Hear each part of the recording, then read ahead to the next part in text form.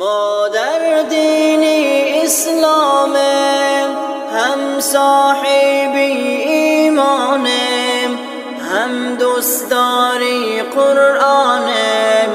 بیا کتاب بخوانم، گر بخوانم ما قرآن، از دوزخ یابم امان. سستی مکن جور جان، در دست بگیر تو قرآن. اعتقادت محکم کن، در اسلام گردن خم کن.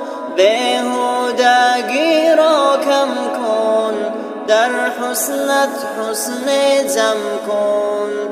ای آشنا جان آشنا، باور کن که هست خدا. زیرا این که هر بینا شود پیدا با استا.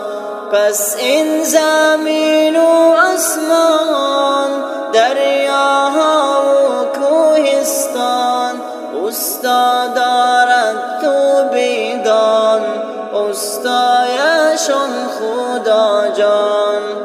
ای بچه ها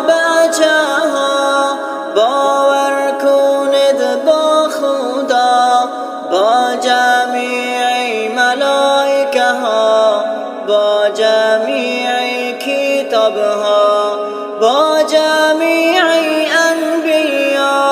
هم بر آن روزی جزا، تقدیرین کو بدها. این خواستی خداست بر ما، زنده شود هر انسان، هرچه باشد صاحب جان. بعد از مردن ای جوان، حق است این را بدان. هرچه خواهد حق تعالی، میکند آن را بجا. حکم و ارادی خود را، در وقتش کند اجرا. هرچه خواهد حق تعالی، میکند آن را بجا. حکم و اراده خود را، در وقتش کند اجرا.